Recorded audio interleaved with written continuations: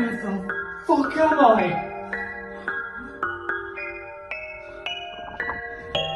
Ethan? Blue? Yellow? Leaf? Anyone? Where the hell am I?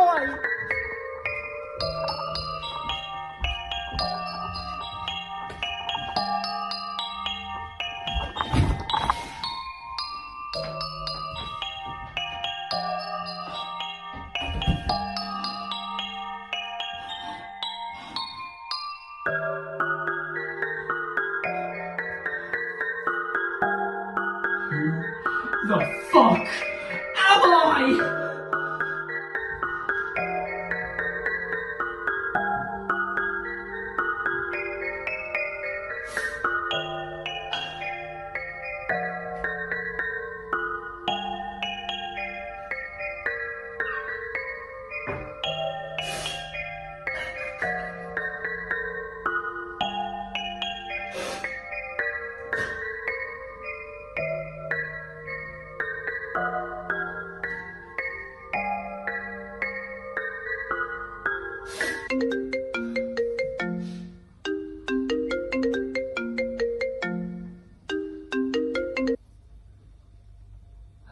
Hello? Red? Red, is that you? Blue? Red, we need to talk. Listen to me, Red. Whatever you do not leave the room that you're currently in. If you do, there's no guarantee that you'll be safe. What do you mean? I need you to shut up and just listen to me. I don't have time to explain everything right now, but I need you to listen to me. Okay, I'm listening. Janine told us everything. We know about the letter, and we've been trying to work out exactly what's going on and where you are. You should have a black and yellow device somewhere in that apartment. Can you see one? Yeah, it kind of looks like a switch. That switch is going to be your key to staying alive. Listen, the world you're in is incredibly hazardous to you. The air there is different. The atmosphere is dangerous for you. The only way you're even alive right now is because of that stupid phrenergy power you have. What do you mean? But that's the problem. The world you're in, Pokemon don't exist there as physical creatures. That means you have no way of using your phrenergy. That's where the switch comes in. Blue, slow down. This is an awful lot to take in. Pokemon don't exist. God. Okay.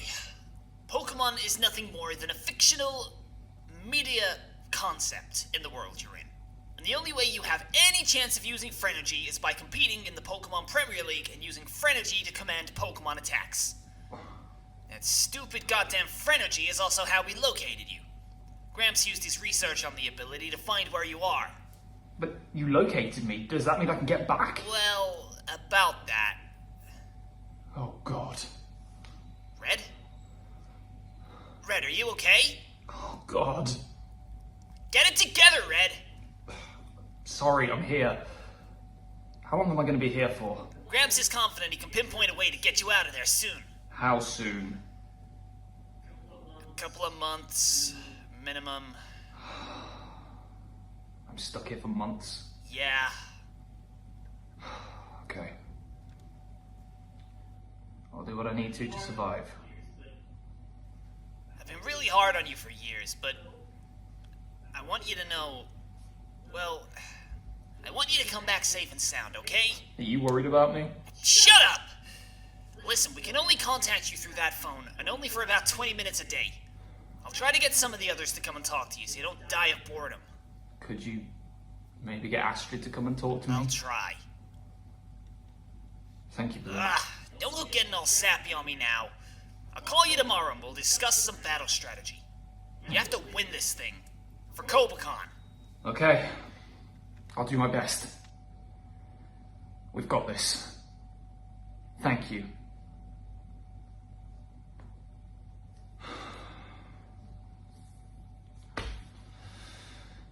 Well, looks like I'm stuck here for months. I better become acquainted with this place.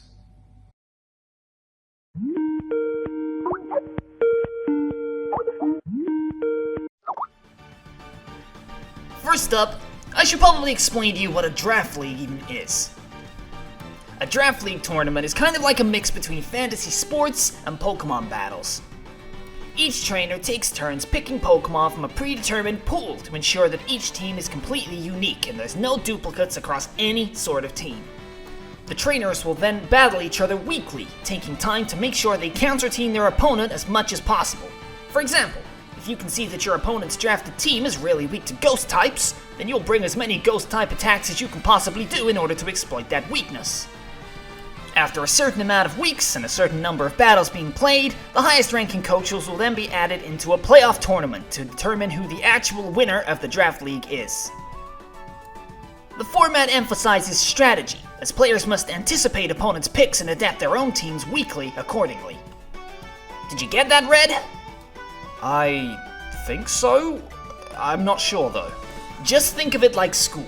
You've got to study your opponent's teams and find out what they're weak against and try your best to determine what they're going to bring against you while also pushing their advantage against them. Okay, that makes a bit more sense. Okay, now from Gramps' research, it looks like the team that you've been picked to represent is called the Solihull Skarmours. Looks like the team name and logo is a reference to a team from the Galarian Sports League. It's a bit funny, really. And unfortunately, it kind of looks like your team's already been drafted for you. Someone else already made all of the picks for you. Okay, well, that simplifies things a little bit. So, what team have I got? What Pokemon can I pick from each week? Take a look at your phone. I'm patching it through to you now. I get to use a Garchomp? I thought only the most powerful trainers in the world get to use Garchomp, like Raihan and Cynthia. Yeah, well, now you do too, so get used to it.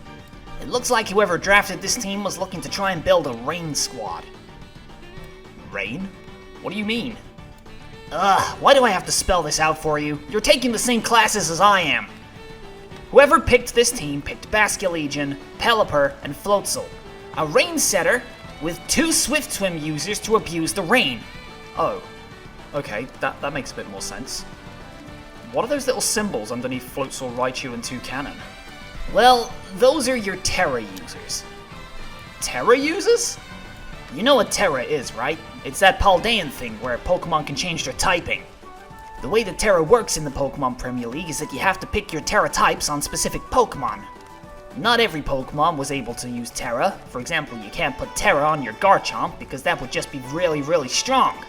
So what they've had to do is try and make you use it on less good Pokemon, or Pokemon with lower stats. For example, Floatzel and Raichu. Floatzel, with Terra Water for example, is one of the strongest Rain abusers in the entire metagame. It hits incredibly hard with Wave Crash and makes sure that not a lot of Pokemon can switch into it. Okay, well that part makes sense at least, but what's the deal with some of these other Pokemon? I mean, they don't really abuse the Rain at all, really.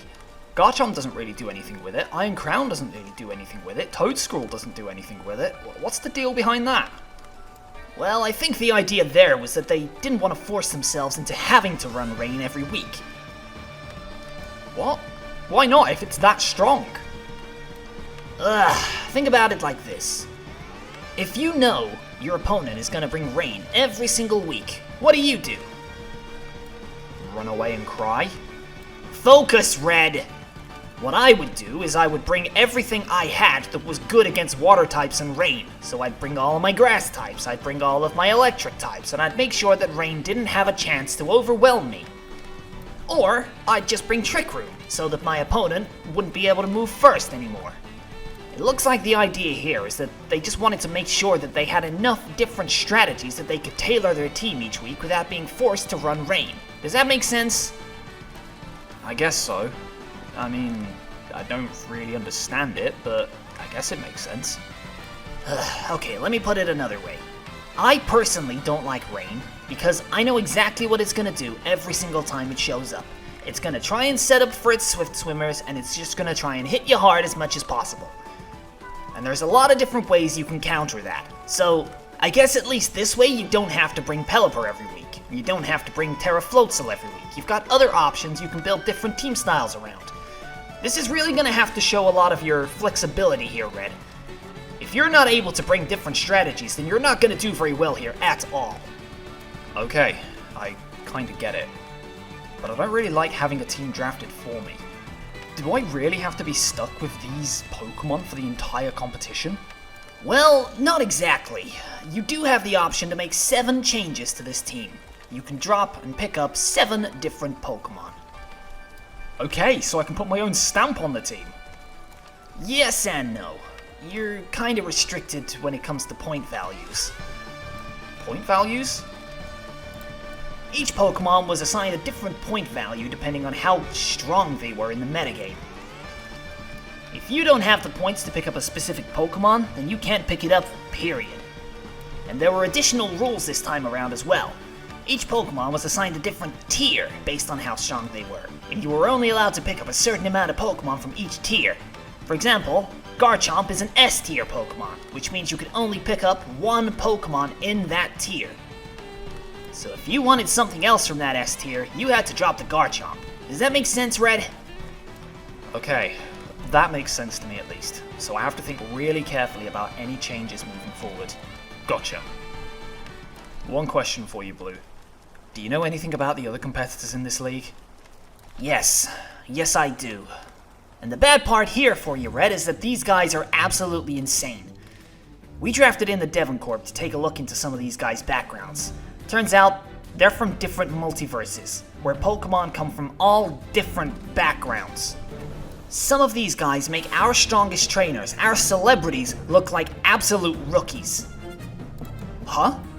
You saying they're stronger than Cynthia? Well, Red, for example, let's take a look at your first round opponents. You're playing against a guy called PokeAim MD. He's a professional. He does this for a living. This guy has won multiple tournaments, has sponsorships out the wazoo, and is one of the most thorough people I've ever seen in my entire life. If you're gonna have any chance of getting any kind of a result against him, you're gonna have to spend your entire time there studying and working on your strategy. That's who I play week 1? Oh, and he also won the Pokemon Premier League in a previous season, so you're going up against the former champ here. He's won this before? What am I even doing here? I want to draw your attention to something. You see on this set where it says OnesieBanette? Yeah, I was going to ask about that. Well, there's a little bit of a record of who this OnesieBanette is, and I don't want to alarm you, but he's pretty good. He's won a few championships himself. He's won 2 this generation alone. And he's beat a couple of the competitors in the league multiple times, so you're gonna have to perform, or people are gonna start to get concerned. Well, where is he now? Why am I here and not him? That's another thing I wanted to talk to you about. We're not really sure. I found a few news articles about him. It says that a couple of weeks ago he just stopped talking to people and went missing. He's not really been seen since. Then his name showed up on the list of competitors for the Pokemon Premier League, and voila, here we are. So, this guy's missing?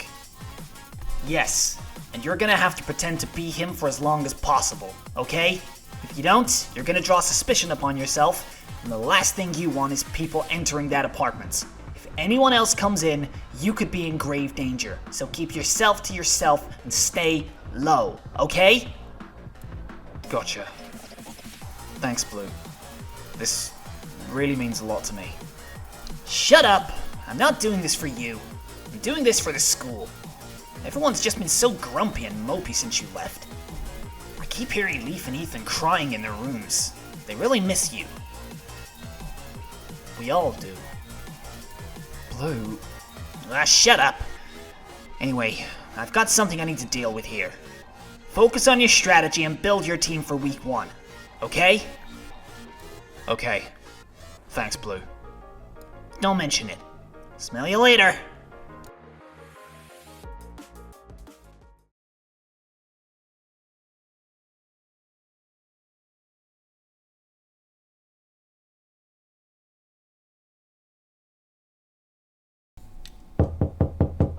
Red? Are you okay? You didn't come out for dinner last night, and I'm getting a bit worried about you. Red? Are you even awake? That dumbass. No way I'm letting him be late to class. I'm coming in. You better be decent.